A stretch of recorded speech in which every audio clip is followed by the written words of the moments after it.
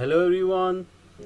आज की क्लास में भी हम मैथमेटिक्स फर्स्ट ईयर को ही डिस्कस करेंगे और इसमें we will discuss chapter number 2 matrices and determinant.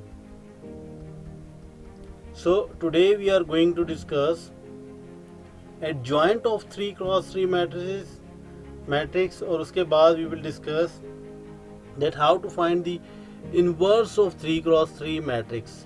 2x2 matrix को हम ऑलरेडी डिस्कस कर चुके हैं। अगर आपने लिंक मिस किया है, अगर लेसन मिस किया है तो you can see the link in the description.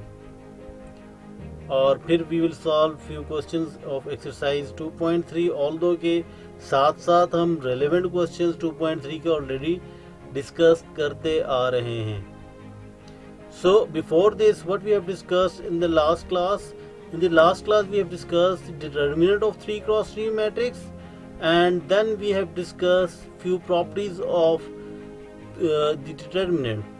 Or if you have missed the lesson so you can see the link in the description. बल्कि अगर आपने कोई भी लेसन मिस किया है तो you can see the link in the description और उसके साथ साथ लिंक आपको ऊपर भी डिस्प्ले हो रहा होगा। So let's start our class.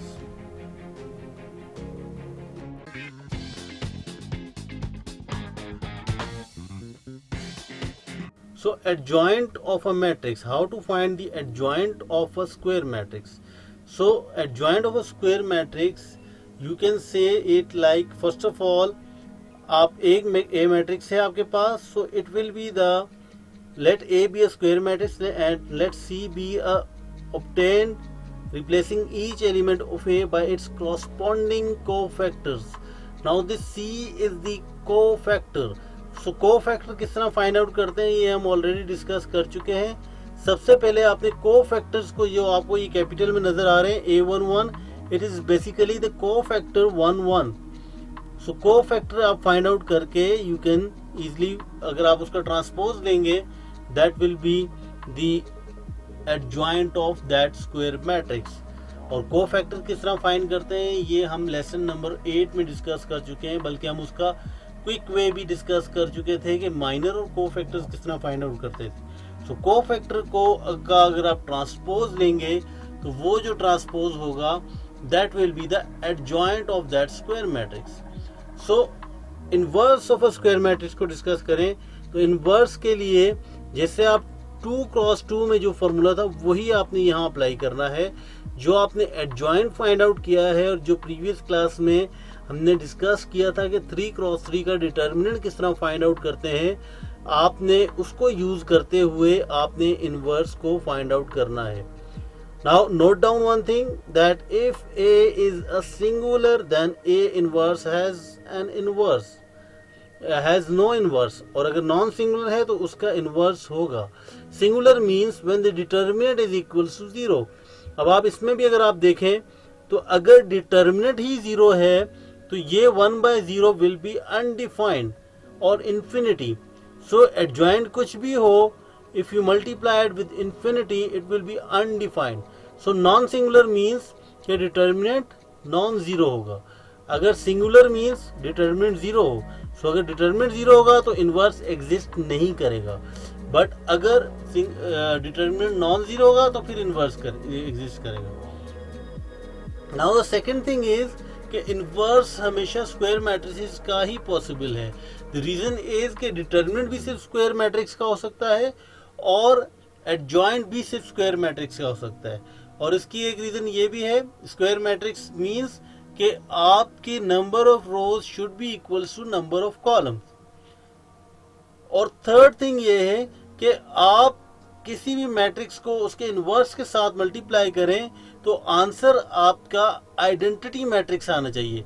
Identity matrix mean जिसके डायगोनल पे 1 हो, अदर देन डायगोनल सारे एलिमेंट्स जो हैं वो 0 हो। सो एक्सरसाइज 2.3 में क्वेश्चन नंबर 3, क्वेश्चन नंबर 4 इसको हम ऑलरेडी डिस्कस कर चुके हैं और इसमें बल्कि हम एक क्वेश्चन मैंने प्रीवियस लेसन में सॉल्व किया था, आप उसको देख सकते हैं, उसका लिंक डिस्क्रिप्शन में भी है।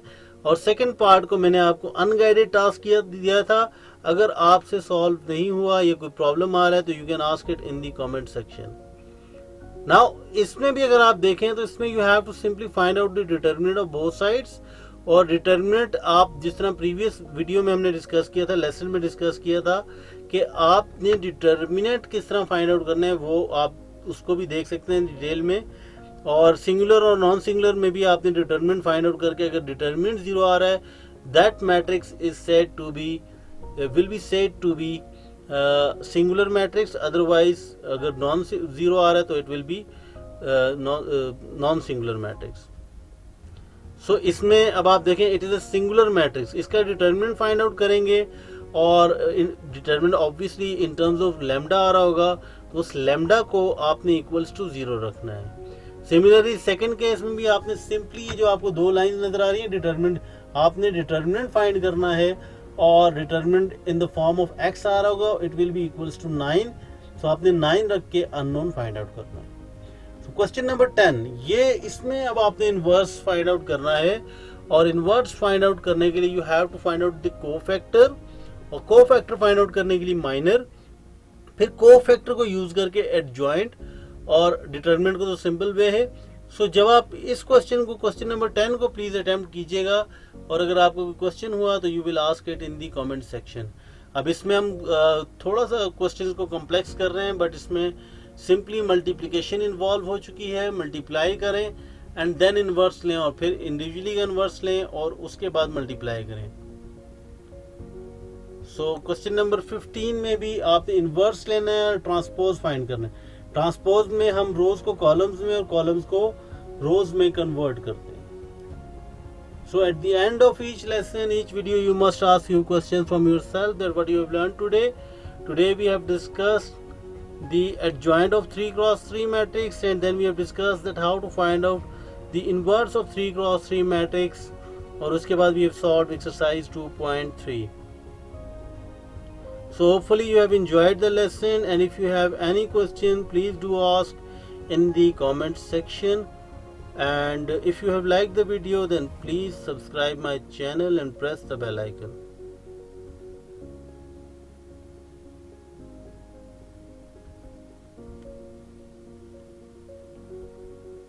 Otherwise please do share the feedback in the comment section. Thank you.